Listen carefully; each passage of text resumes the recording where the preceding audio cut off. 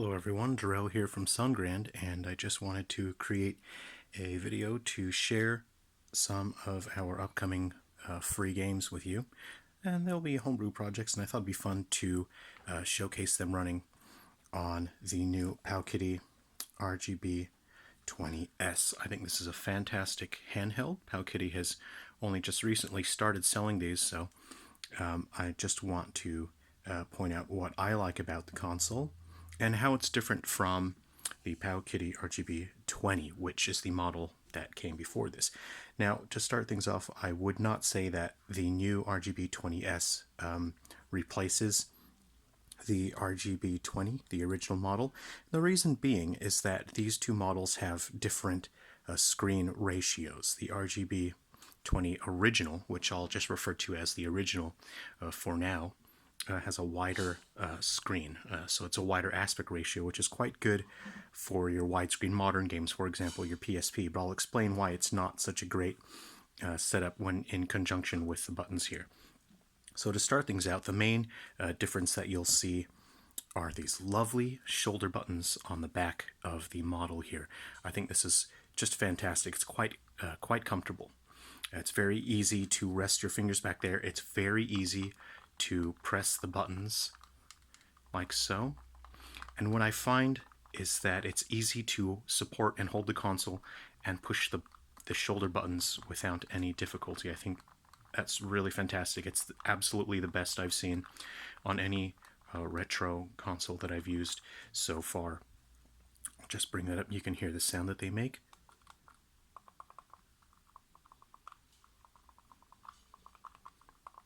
So they're a little bit squishy until they finally trigger. There's like a slight creaking to it, and then there's a satisfying click.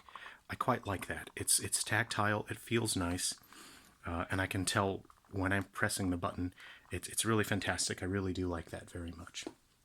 So when compared to the original shoulder buttons, I personally don't really have a problem with these buttons, but it's a little bit cramped when you are trying to press these buttons here, and you'll find that your fingers just push up against this cutaway here, and it would have been nice on the original if they just gave you a little more space, if it was just cut out a little more to give your fingers a bit more space. That's my main problem, is my fingers end up pushing up against like that. They are less squishy, they're more clicky, the original buttons. But I'll probably just make another video another time that goes into a deeper comparison. But that's mainly the huge thing that you're really going to see a big difference in, is how fantastic those shoulder buttons are. Again, you'll notice that the placement of the face buttons is actually much lower. And the reason why I don't think that is very good for my personal preference is that having this more square aspect ratio for the screen favors older game consoles, and older game consoles generally don't use the right analog stick, so more often for the games that you'll be using this, you'll be using the face buttons. So I would prefer if the buttons were up there and the right analog stick was lower down, because this just means I'm reaching farther and it's just a little bit less comfortable, but really it doesn't make the console unusable in any way. Right. The analog sticks, I'm going to give these a 10 out of 10 right away. They feel like the Switch analog sticks. They're grippy, they're comfortable, they click right in there, and the buttons feel quite satisfying. They feel sturdy, they don't grind against the chassis, and the plastic that they use is quite nice. It doesn't feel like cheap, low-quality plastic. The original plastic actually feels quite nice. It has a bit of a slightly rubberized texture to it. I've heard some people don't really like that. I actually quite like that. I like the feel of the metal face there. But this actually, it feels quite nice. It's not 100% smooth. It's not 100% grippy. It's somewhere in the middle. It's quite pleasant, and I really like that. It doesn't feel like it's going to slip out of my hand. As you can see, this curvature here actually helps it sit in your hand. So far, by far, this is the most comfortable retro handheld that I've used so far in terms of just holding the unit. It's still a little bit close together for my personal taste. I prefer a console that's a little bit wider, so it's more comfortable to use. But let's go ahead and power this on. Now, you can see here that I'm running Galaxy Bound Curse. This is our Game Boy Color game, and I'll show you how it runs on both of these consoles. But as you can see, the color difference, there's a little bit of a color difference here. If I can get the lighting to adjust here and stay there, is on the original, the screen is a bit yellow, and it has a warmer color. I feel like on the new model, which is the RGB20S, it has much more faithful, accurate color reproduction. I don't really have a... Oh, it's zoomed out there a bit. I don't really have a problem with the warmer color cast on the original, but it's nice to have that more accurate color. You can see because of the aspect ratio on the new model that we're able to get more of the screen filled. And it really looks fantastic. The screen, you know, even on the original, the screen has fantastic viewing angles, but on the new one, it just has more sharpness. It's really bright, punchy visuals. You can see the viewing angles are just fantastic. You cannot fault that viewing angle. I would call that 360 degrees viewing angle, you know, so it's really fantastic. Let's go ahead and just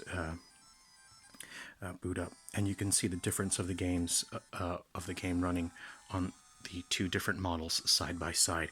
So you can see here, we'll just check the frame rate. They both seem to be running quite smoothly. You know, it's a Game Boy Color game. If you're interested in trying it, you can download the ROM from our website right now for free and play. That would be silverfallsgame.com. I'll put the link in the description and in a comment.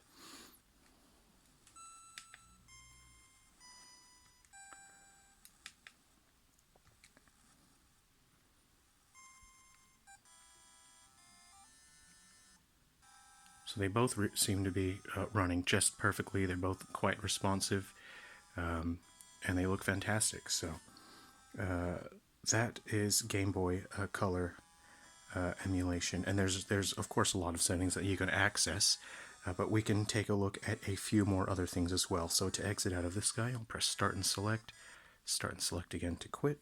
And on this, I believe it's the two buttons just... Oh, that brings up the options. Hold on, we'll just... get out of there. I think it's start and select again. Yeah, start and select again. And you'll find that the buttons on the new model are actually just louder and more audible. I find that quite satisfying. Some people may not like the sound. They're much quieter. You don't really hear them on the original. Again, I'll just make a second video to do a more thorough comparison at another time. So another a game that I would like to show. Actually, unfortunately, I couldn't get it running on the new RGB20S, and I was able to get it running on the original, and that is our game that runs using Easy RPG, and that uses the RetroArch. So I'll just find that here. I'll just scroll through the list. I'm not sure if I've gone past it, actually. Let's see here. So it comes with a lot of stuff, and so of course we don't promote piracy. I'm only going to be showing our homebrew games that we develop here. So it comes with a lot of options. RetroPie. That's not what I was looking for. Actually, I wanted to just go here. Let's see. Oh, yeah, select. I want to start RetroArch, and I want to start RetroArch. Okay, and we will load the... I'm not sure if I have to load the core first, but I'll just go to Media, My ROMs. Okay, not in there. Storage, there we go. And go to ROMs, and again, it just comes with a ton of stuff. I usually just delete, clean the card when I get these. So I'll make a guide if anyone is interested in running Frontier Fighters Mini on their device. So you find the folder and you open this rpgrt.ldb file, and that will open RPG Maker, or the Easy RPG for you. And what's great about this is that you can actually enable some shaders so the game can actually look better at higher resolutions. It looks like it's zooming in again. I'm not sure why it does that. If we can just focus on that, I'll continue the save file here, just because I got a game started ahead of time. Pick up a file here. B is your menu button. You get a lot of different skills and equipment. Again, this game is also free. You can grab that from our website, that's silverfallsgame.com, and I'll link to that to the description. And the emulator to run this game, which is Frontier Fighters Mini, Easy RPG, does come built in with the emulator when I received it, so that was quite nice. Now you can see it running just there, and the RGB20S does come with the Easy RPG emulator, but I was not able to get the emulator working, so I'm sure there are some extra steps I'll have to take in order to get Frontier Fighters Mini running. But what I will show you now is something that we haven't shown anyone yet. Okay. And that is some PSP homebrew that we're working on. So I'm just experimenting and working on a few different projects. First, I'm seeing what sort of what I can achieve with creating homebrew for the PSP, and I need to see what's possible for me to create, how I can use the hardware with the resources that are available to me. So I'll just open these up, and the audio is a little bit funny on the title screen as I was testing a few things, but you can see Silver Falls Portable. Now you'll see a difference in performance in these two devices, and this is where I say the original is better for the PSP because the screen is actually bigger for PSP games because it's able to fill that space better. And that's where I do prefer the original, which is why it's, you know, one model doesn't really replace the other. So let's go ahead and you can see the difference here. But the problem is the older hardware isn't as strong as the new one. So this is just some test homebrew. It's a placeholder to see what I can get working. Can I adjust the brightness on that? And if you see here, the frame rate's pretty smooth on the new model. So this works quite well. You can see the character moving smoothly. But there does, occasionally, there's some frame stuttering. So I'll just let that go. That character will disappear. And on the original hardware, you can see the frame rate is actually quite jumpy. So I'm not going to comment on emulation for other titles because, again, I'm not condoning any sort of that activity. I'm just showing some homebrew stuff that I will be making and giving out for free. So let's go ahead and exit out of that, and then I'll show one more title. That's another homebrew that I'm developing for free, just to give out for fun as a thanks to our fan base. And so I'll open Nintendo DS here. All right.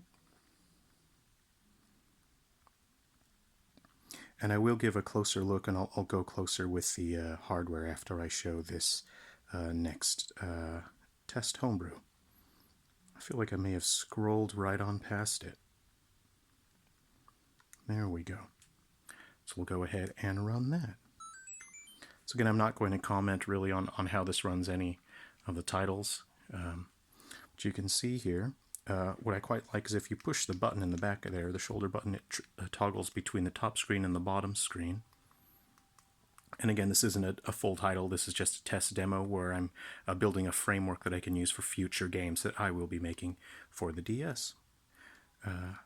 You can use this to control the touch screen and use that to press the touch. So I'll switch to the bottom, it says press start, Y, new game. And I'll go to the top screen there. All right. And you can see this one actually has a nice mode. If you push one of those buttons, it actually shows the top and the bottom. And then the other button actually will, if you press both, you can do a side by side, it looks. There we go. So it'll toggle between the two. And then if you press the right one, it's going to top and bottom screen. And so I just want to test how smoothly this emulator will run our homebrew. So you can see we used pre-rendered graphics from our Switch game Episode Prelude. You'll see some funny sprite graphics here as the character walks around, as I didn't create any real texture or any real animations for the character, just sort of creating something just to test the animation. So a funny animation there using sprites from some of the other games in the series. So when we do have more of an actual title developed for the DS, we'll be sharing that news on YouTube, Twitter, and Facebook, and we'll be sharing the ROM for free, of course. So I'd like to create a full survival horror style game for the DS. You can see we're using just pre-rendered graphics from our Switch game, and the phone camera isn't really picking up the visuals quite nicely, but the screen on this device is quite fantastic. I really like this screen. It's easy to switch between the top and the bottom. And the screen on the original is actually, it's quite nice as well. It's no slouch, and it really looks fantastic. So there's that. All right, so I'll comment a bit more on the hardware now. So that was Silver Falls. And if you think those kind of graphics look interesting, you could check out, if you'd like, Silver Falls Episode Prelude on the Switch. All right, let's go ahead and exit out of there. Oh, right. Let's see. There we go. Exit. So I really like the design of this device. I like the layout. I would much prefer if these bottom buttons were up here because, again, the screen caters towards the more retro games that use that square aspect ratio, and those games don't use right analog sticks like a modern game would. This controller layout is for a modern game, like a third-person shooter that uses this to control the camera. So this isn't an ideal layout, really. For me personally, it's much more comfortable, though, than smaller retro handhelds. The D-pad feels quite nice. What I find with some D-pads is that it's hard to tell where the separation is between the up and right. It can be easy to get lost, and you're not sure if you're pressing up or you're pressing diagonally up and right or up and left. In this one, you can feel it rock a little bit, which is quite nice. And if we compare that to the original does rock a fair bit, but I think it does feel better on the new hardware as well. Again, it just feels really nice. The build quality is really fantastic. What I find difficult is that it doesn't really fit into any case that I have on hand. I just have this old DSi XL case here, and you'll see because the triggers stick out a fair bit, you're going to have to put in some effort to find a case that fits, because that sandwich doesn't want to close. So there's that, but keep looking around. I've only had this for a few hours, so I'll keep looking around for a case to keep him in. One thing that is a little bit off-putting is that I can see the speaker, and I can see some of the guts straight through the speaker grill, which is not a problem with the original. I guess I'll stop comparing them for now. And I'm afraid of dirt and dust getting in there because I can see the guts of that. They're quite exposed. But time will tell. There appears to be some mesh in there, so maybe that won't be an issue. The sound quality is quite fantastic. I'll go ahead and I'll turn that. I'll bring back that DS Homebrew and I'll turn the volume up. It's nice to have the volume control there.